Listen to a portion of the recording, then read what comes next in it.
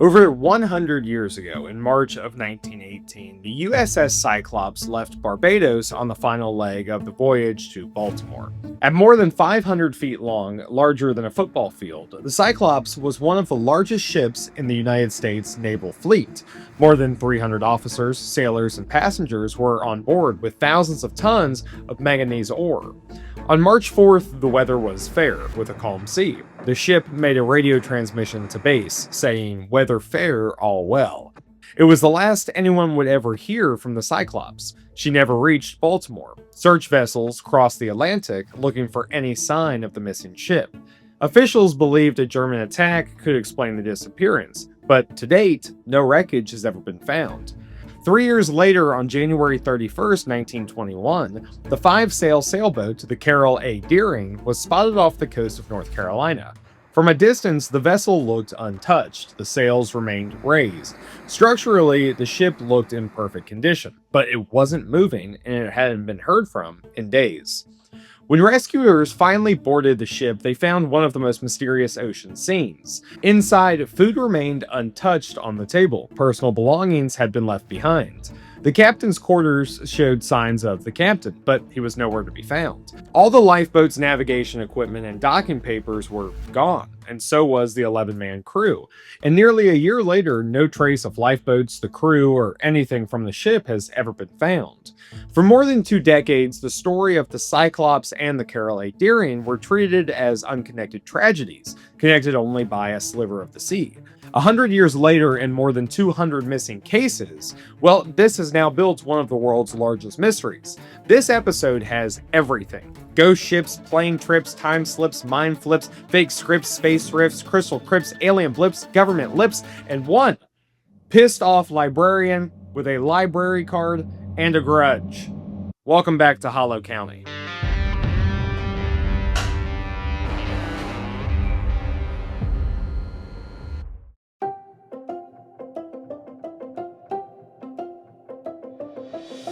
On the afternoon of December 5th, 1945, 5 Navy Avenger bombers lifted off from Fort Lauderdale on a routine navigation exercise. The practice bombing run was completed without incident. The weather was favorable, and the squadron turned to begin the trip home. Then the radio traffic began to change. Both my compasses are out, and I am trying to find Fort Lauderdale, Florida. I'm over land, but it is broken. I'm sure I'm in the Keys, but I don't know how far down, and I don't know how to get to Fort Lauderdale. Air traffic control attempted to guide Taylor and his men back towards Florida, but each transmission from the crew sounded more and more uncertain. Everything looked strange, even the ocean, they said. As night descended, all communication with Flight 19 ended. A Martin PBM Mariner with 13 servicemen launched a rescue mission to find the flight, and once again, communication with that ship would go dark. To date, this remains one of the largest air and sea searches ever conducted. With more than 250,000 square miles of ocean searched, not one single aircraft or boat was recovered. 27 men vanished in the span of a single night. But 3 years later, in January of 1948, the British Airways airliner Star Tiger departed from the Azores from Bermuda, carrying 31 people. After requesting a routine position check, the aircraft simply fell silent. 26 search aircraft spent hundreds of hours combing the Atlantic without finding a single piece of wreckage. Less than a year earlier, a Douglas DC-3 carrying 32 people radioed that it was only miles from Miami and requested permission to land. The clearance was granted, but the aircraft had never arrived. Just weeks after that, another British airliner, Star Ariel, departed Bermuda under clear skies, excellent flying conditions. Moments later, it disappeared again without a word. Then in 1963, the Marine Sulphur Queen, a converted tanker carrying nearly 40 men and more than 15,000 tons of molten sulfur, transmitted one final routine radio message before disappearing in the Straits of Florida. The place the world would one day fear as the Bermuda Triangle did not yet exist. It was still just a series of unsolved cases, waiting for someone to connect them.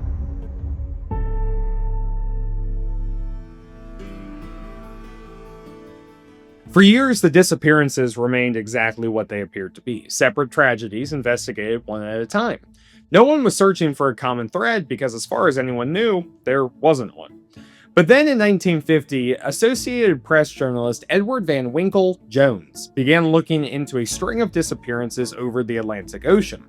Rather than connection, Jones began criticizing. He said, in a world where we have faster boats, better radio communication, and modern navigation, no mass group of people should go missing in the same area year after year. Then 2 years later, George X. Sand carried the idea even further in Fate magazine. More disappearances were added. Okay, big piece here. Flight 19 was the centerpiece, with Star Tiger and Star Ariel, the Sandra. All 4 cases that once stood alone now reinforced one another. Every new disappearance made the last one seem a little less like a coincidence. The pattern, it was beginning to emerge.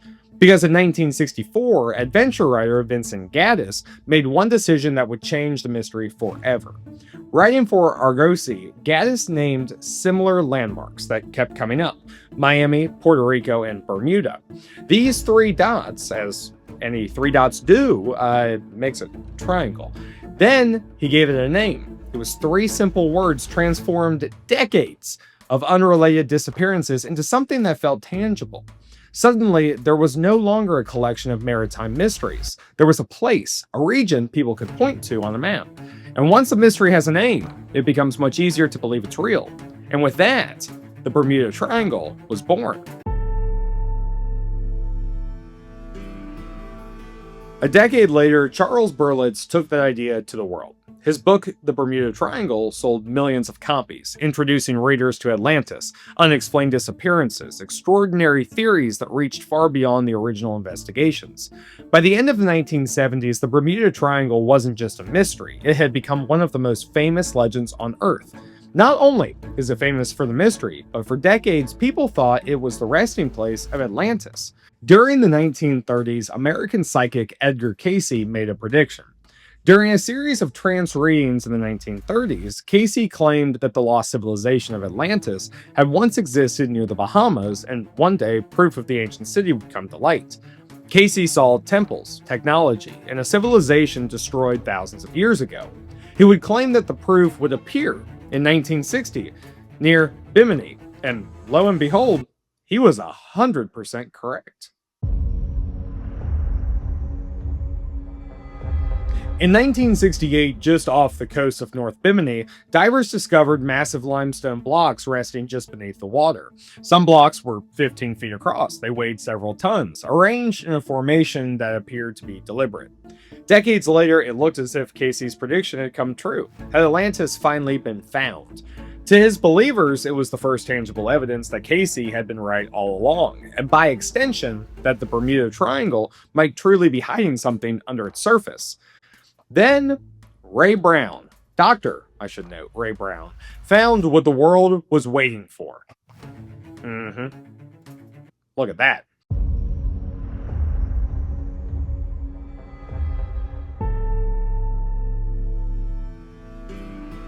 During the summer of 1970, Dr. Ray Brown was searching for a Spanish treasure near the Bahamas when he came across something he couldn't explain.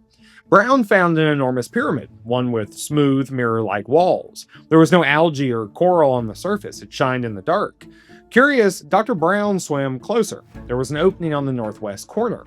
Inside, Brown found a metal rod expanding from the ceiling. Directly beneath it sat a pair of bronze-colored hands, holding a crystal sphere roughly 4 inches in diameter. Brown reached out to touch the sphere, but as he pulled it off its resting place,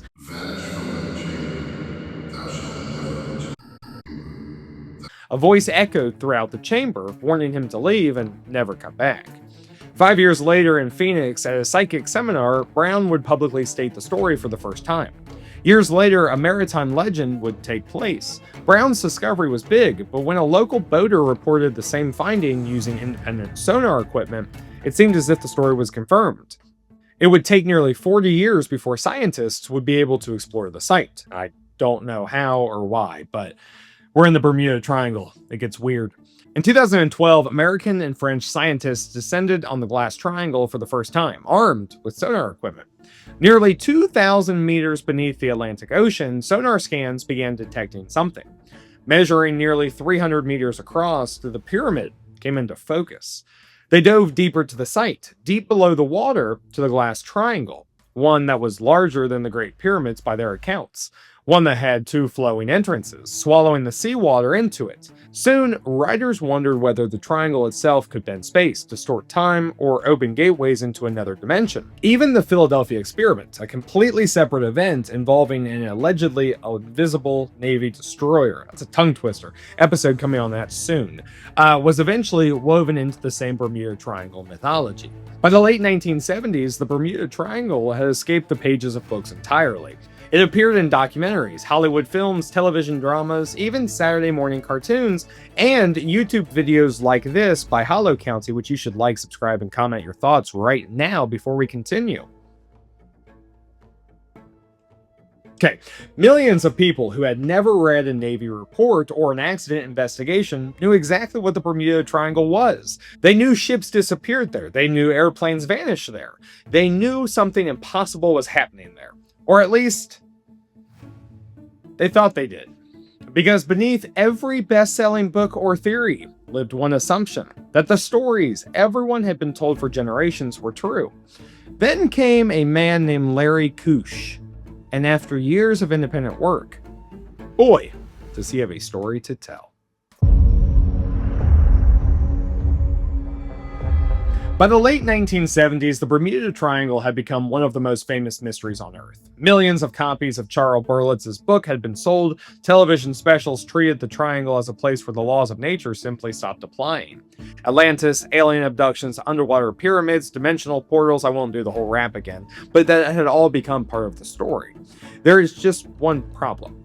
Almost nobody ever went back to the beginning. One man finally decided to, and his name was Larry Cayce. He wasn't trying to disprove the Bermuda Triangle. He wasn't trying to become famous or anything.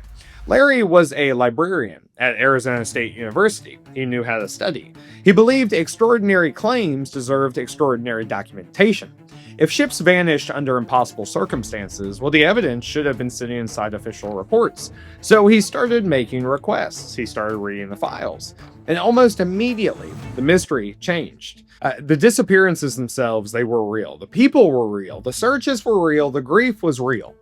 But the story that everyone thought they had known, they weren't real stories. Take Flight 19, for example. By the 1970s, the story had become almost mythical. 5 Navy bombers were said to have entered the Bermuda Triangle under clear skies before every compass failed. The pilots wandered helplessly until some unknown force swallowed them whole. That's the story. But it really isn't. Lieutenant Taylor reported he was over the Florida Keys, but investigators concluded he was mistaken. Rather, he was east of Florida over the Bahamas. When controllers instructed him to fly west, Taylor believed west would carry him deeper into the Gulf of Mexico. Instead of turning toward Florida, he turned his aircraft further out towards the Atlantic. As the sun set, weather conditions worsened. Now, the crew more than likely was frantically trying to figure out where they were, but they were racing against the clock. They had already used the majority of their fuel reserves. Now, none of that explains where the wreckage went. Then came the Douglas DC-3. For decades, Bermuda Triangle books continued to repeat the same astonishing detail. The aircraft had radioed that it was only 50 miles from Miami. It requested permission to land. Air traffic controllers cleared the flight for its final approach. Then it vanished. But again, Cayce had the receipts. I love his last name. Before the aircraft even departed Puerto Rico, mechanics had documented weak batteries, the very same batteries that power electrical, navigation, and communication systems. Say the batteries did fail. How did the crew know they were only 50 miles away from Miami, as they said in their final transmission? It's a great question. If the aircraft's navigation equipment was inaccurate, the pilots may have sincerely believed they were approaching Florida while actually being much further away over open water. A crew convinced they're minutes from landing behaves very differently than one that doesn't realize they are totally lost over the ocean. Again, the wreckage has never been found, and this case remains unsolved. But the official investigation doesn't describe a plane vanishing before touching the runway. The same pattern appeared again with Star Tiger. Popular retellings often describe the aircraft as disappearing under ideal conditions, as though it simply dissolved into thin air. And in this example, it's true, it did disappear into thin air, but everything else is wrong. The conditions were not ideal. The crew fought strong headwinds, forcing the plane to fly much lower than planned in an effort to save fuel. Flying low over the Atlantic at night reduces safety margins completely. Navigation became more difficult for the crew, while their fuel reserve dropped more and more. Again, this is a mystery that's unsolved, but with tough winds, reduced fuel, and challenging navigation, I think this one falls in the same bucket as the rest. Then we have the USS Cyclops. Book after book presented the ship as though it had been sailing through an otherwise ordinary voyage before disappearing inside the Bermuda Triangle without explanation. But again, there's more under the surface. The Cyclops was carrying an enormous amount of ore, one of the densest materials transported during the war. The ship was not in the best condition. There were documented mechanical concerns, including an engine that was out of service for this trip. Combine that with the weight on board, the ship had a tremendous amount of stress put on the engines and the hull. Investigators could not determine which explanation, if any, was correct, and this ship remains one of the Navy's greatest unsolved mysteries. Investigators never concluded what had happened, but there's a lot of different things that point to things where you really think about those things. And the stories just aren't true, which is really sad. But that's when Cayce noted something. He started looking at the books about the Bermuda Triangle. He compared them to one another, and he kept finding the same writing style. One author cited another, who cited another, who cited an earlier magazine article which summarized a newspaper story which summarized a supposed investigation that occurred decades ago. But the thing is, the Bermuda Triangle isn't solved. The Cyclops has never been found. Neither has Flight 19, Star Tiger, Star Ariel. For over 150 missing cases that were claimed to happen in the Bermuda Triangle, Cayce narrowed it down to 7 genuinely unexplained disappearances. By the time Larry Cayce finished comparing best-selling books against the original investigations, the Bermuda Triangle had become a very different place. Atlantis conversations were gone, there was no crystal pyramid, there was no expedition, no sonar devices, no nothing, it's not real. Time warps, alien abductions, and mysterious energy fields all faded once the real stories came to life. It would have been easy to conclude that the mystery was over. It wasn't. The USS Cyclops is perhaps the best example. The ship was carrying more than 10,000 tons of manganese ore, one of the heaviest cargoes imaginable. And with an engine out and a heavy load, it would seem quite plausible that a rollover could occur before a distress call could ever be made. The problem is that can't be proven. If the Cyclops broke apart in heavy seas, where's the wreck? Despite more than 100 years of searching, no trace of the Cyclops has ever been found. Then there's the Carroll a Deerling case. So strange that it almost feels fictional, except every part of it's real.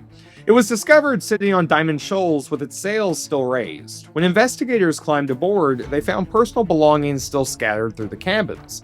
The cargo remained, the ship itself was intact, but the lifeboats were gone. The navigational equipment was gone, and every member of the crew had vanished. If pirates attacked the ship, why leave behind the cargo that made the vessel valuable in the first place? If the crew led a coup against the captain and senior officials, where did they go before abandoning a perfectly seaworthy ship? If violent weather forced everyone into lifeboats, why has there never been a confirmed trace of a single crew member? Every explanation answers one question, only to create another.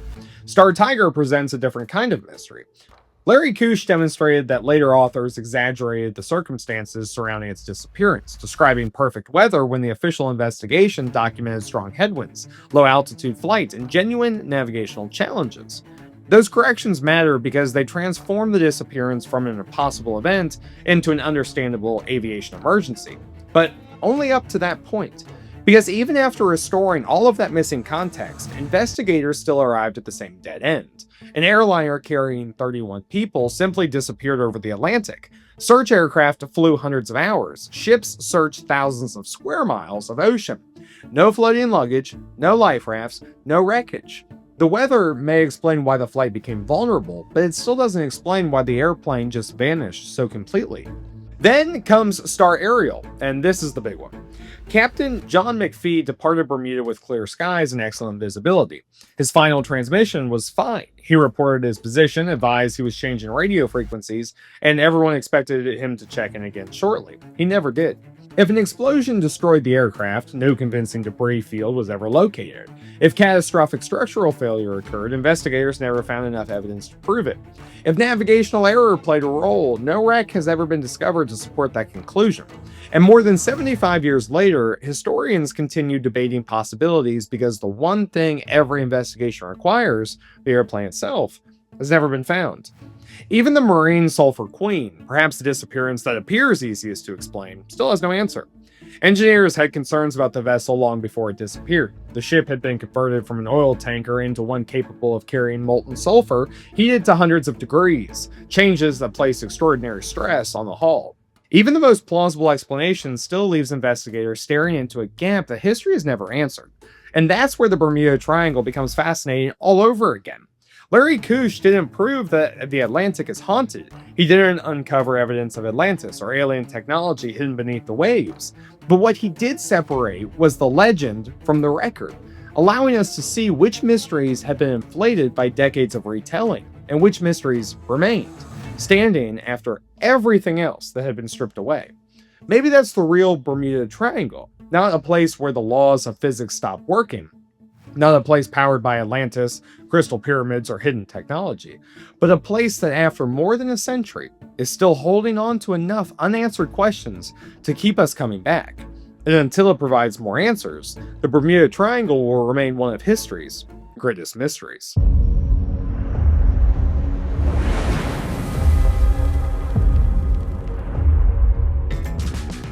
Hey, thanks so much for spending some time with us on Hollow County today. This episode was a little different than the other ones we've done. I'm playing with something and we're going to see if it works or not. A little quicker of an episode, some story, a debunk, but then really what remains. And I think that's a really interesting piece to focus on for this story. I love the Bermuda Triangle. So do you, I think.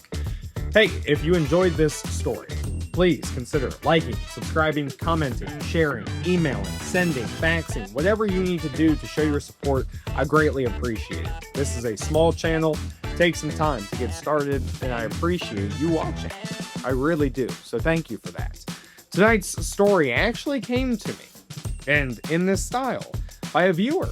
Our very first viewer-suggested episode. Thank you so much. It's a good one. I love the Bermuda Triangle. It's got a lot of different stories to it, but it's one of those stories that you really do see where it came from over the course of time. Enough about me. Again, if you enjoyed this story, please consider liking, subscribing to the channel would mean everything to this. This is a great time. We're only going to get stronger, okay? We're getting started now. This is a very fast episode. I just feel like it's not done yet, but it is done. The Bermuda Triangle is not solved, but it's not completely dead, okay? There's things that are wrong. So, if you have an idea for a video that you like, you can email us, hollowcountytips@gmail.com. Like below, subscribe button, turn on the bell so you see when we post. We post one long form episode every Tuesday, okay? Shorts throughout the week. I have posted 3 shorts one week, 7 shorts on a different week. Every week's different. You're going to get content. I really would appreciate a like, a subscribe, any of that stuff. I've said it now 3 times. That's the end of it. Thank you so much, and I will see you next Tuesday.